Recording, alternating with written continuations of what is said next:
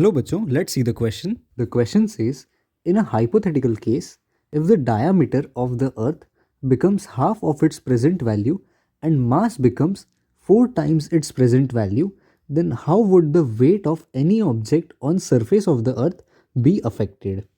यहाँ पे हमारा की कंसेप्ट जो है, की कंसेप्ट यूज़ होगा लॉ ऑफ ग्रेविटेशन का। तो लॉ ऑफ ग्रेविटेशन में क्या है? फोर्स ऑफ ग्रेविटेशन,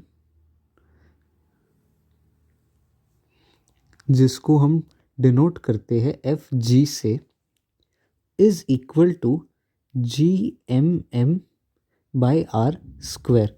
ये हम बात कर रहे हैं अर्थ के लिए, ये स्पेसिफिकली अर्थ की बात है। यहाँ पे जी जो है वो यूनिवर्सल कांस्टेंट है, यूनिवर्सल कांस्टेंट। आर है रेडियस ऑफ अर्थ, और एम है अर्थ का मास, और स्मॉल एम है वो किसी भी ऑब्जेक्ट का मास।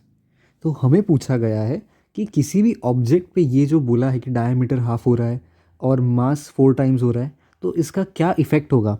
तो ये फाइंड आउट करने के लिए एफ जी को हम लिखेंगे एम जी के equal, M G is equal to G M small M by R square. तो यहाँ से हमारा एम और एम कैंसिल हो जाएगा, तो हमें मिलता है G is equal to G M by R square. मतलब ये जो ग्रेविटेशनल एक्सेलरेशन है वो डिपेंड करता है अर्थ के मास और रेडियस पे।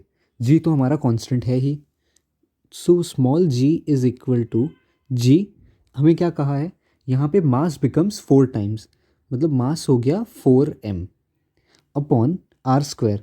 तो यहाँ पे कहा है कि diameter is half, diameter becomes half, तो रेडियस भी हाफ हो जाएगा, रेडियस हाफ हो जाएगा। दैट मीन्स हम लिख सकते हैं r by 2 the whole square. ये हमें नया निकालना है, नया ग्रेविटेशनल एक्सेलरेशन निकालना है, तो इसको हम g1 पकड़ लेते हैं।